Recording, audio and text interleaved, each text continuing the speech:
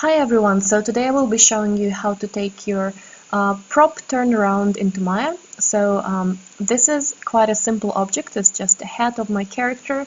Haven't finished the turnarounds for her just yet, but I thought that I'd show you how I would go about creating this particular head. As you can see at the moment I'm just separating all the images so that I can use them in my views in Maya. So this is not a very complicated way of doing this. I've shown this one to you a couple of times. So it's just using our C for crop in Photoshop and just making sure that you're selecting the right objects and naming them correctly. So not very hard. As you can see, I was thinking about how many sides I might need for this prop. And at the moment I'm just importing the images. So I had to speed this video up quite a bit. I hope it's not too fast, but you can always just slow it down, or you can pause on the moments that you find more complicated. You will see that the shape of the object will change ever so slightly, so I don't want you to be worried about, trying to follow your turnarounds one-to-one, because there's always going to be something that's probably not going to work. As you can see, I also added wireframe on the pictures themselves, so that I sort of know what I'm going to do. And as usual, I just start with a cylinder because it's a perfect cylinder for the bottom of the head, and just getting rid of some of the faces that I won't be using.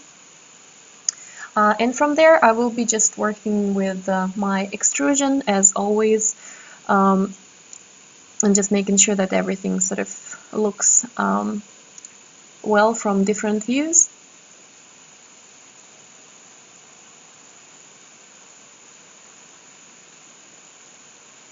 So I'm starting to shape the object a little bit better, because I thought that the right side is a little bit different to the left side. So that's why I'm repositioning some of the vertices, just kind of trying to follow the wireframe that I drew for myself.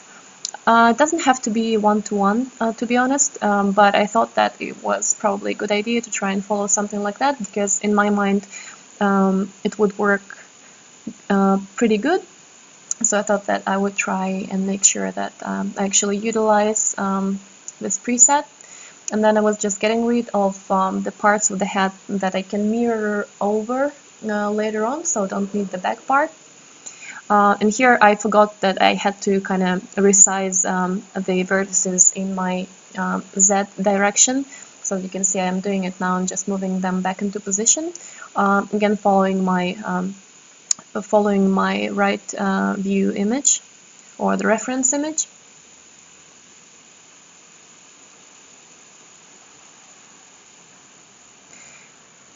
So from there I was trying to figure out which direction to go in. So I'm deleting half of the object, because I decided that I will try and model the left side first, and then I will just reuse it for the right side and change the position of some vertices, just because it feels like the left side is more thought through. And so I'm just extruding those two edges at the moment. And originally I decided to add another edge, so you will see it right now. I'm going to extrude it one more, and then I will try and bring it over to my X0. So if you can take a look from the top view what's happening here. So I'm just going to reposition those vertices back where I thought they should be. And then I will probably just try and extrude one more time once everything is repositioned.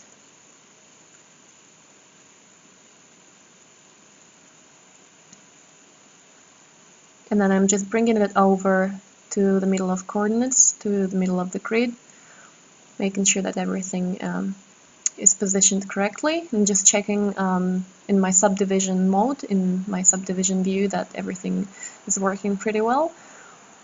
So as you know, you can just press 3 on your keyboard and that should give you your subdivision preview. And here I'm just trying to figure out what I'm doing with that edge that I added that was never really meant to be there.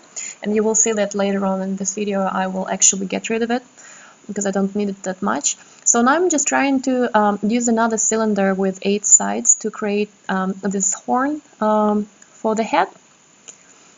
And I'm just shaping it, scaling it down, moving it into the position which makes sense.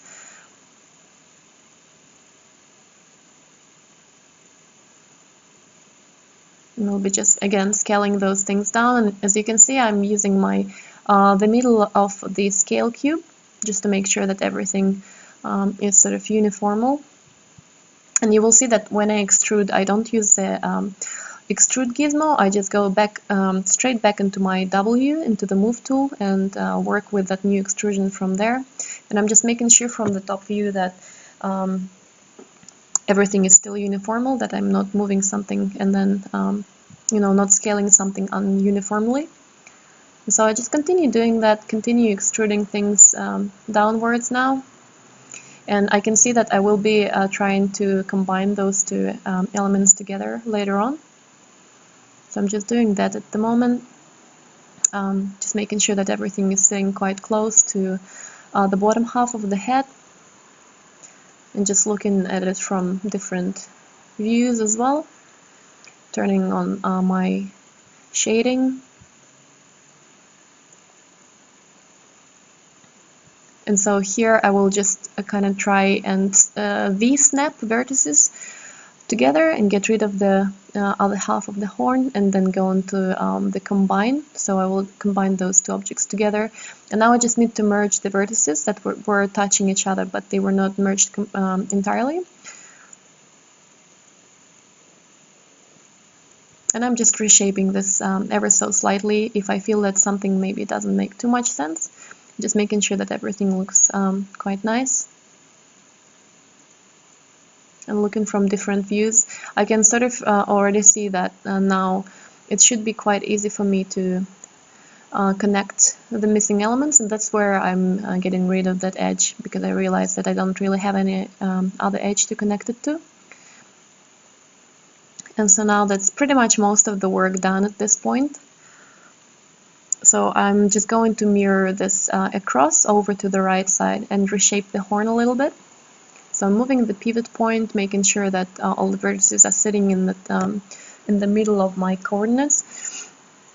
And I chose the wrong direction, so just making sure that the direction is right, and changing the mesh threshold distance, because otherwise it would try and connect elements together which I don't intend to have connected. And as you can see now, I'm just reshaping that right horn a little bit.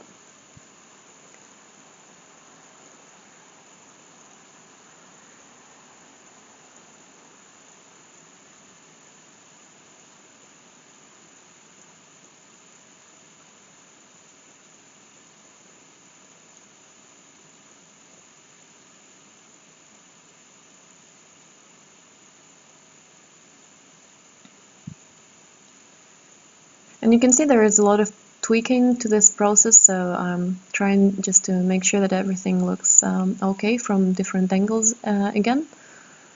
And you will see that I noticed I made a mistake where I was not moving those vertices directly, so I'm just bringing them back and just grabbing the loops that need to be pushed backwards a little bit and moving them back.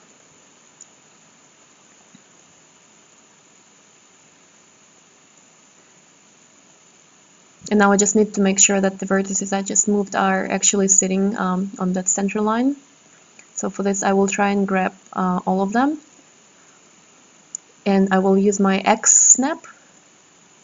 So I'm just taking a look in the isolate select that I'm moving the right things. And with X snap, so with the grid snapping, I'm moving them around just to snap them back to that central line. And now we're ready to merge it. Mirror it across again, making sure that everything is connected, but nothing gets combined together that we didn't want. And now I'm just reshaping those horns a little bit, just giving them more volume, or sometimes reducing the volume a little bit. And this is coming just to my artistic kind of experience, and just I guess whatever I feel looks better in this particular case. Moving things around and just trying to make sure that the overall shape is still there and that the silhouette is holding up.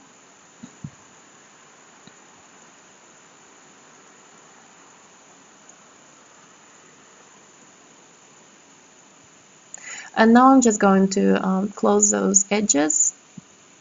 So as you can see, I'm just adding another subdivision, and now I can close those holes as well, and it will be a perfect four-sided polygon. So no triangles so far, which is quite good. Although it doesn't matter since it's just a prop and we're not really going to be animating it in the same way we would animate characters. But still, it's always nice to be able to work without triangles. And now I'm just taking a look if I need to reshape anything else. And as you can see, I'm just changing the silhouette a little bit more so that it's closer to the original image I had.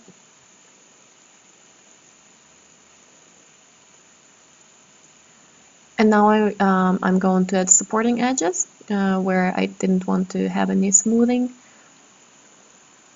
And using extrude, I will be adding volume to the head as well. So as you can see, I use extrude to add supporting edges straight away. You don't have to do it this way, but I just find it quite easy to use extrude that way. So as you can see, I'm not using the extrude gizmo again, so I'm just using my move tool and my scale tool instead whenever I do an extrusion, and then fill hole and poke face. And now I'm just going to change the side, the shape on the side a little bit. So I'm just making sure that the inside geometry will not be protruding. And what I'm trying to do here is just to grab the vertices that I want to change and not the inside ones.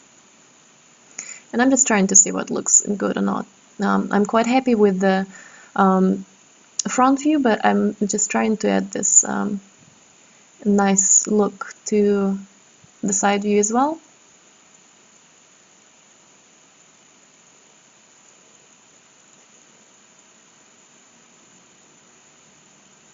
And I seem to be more or less satisfied with the result now. So I'm just making sure that it looks quite okay from different angles. And I'm pretty happy now, and that's it.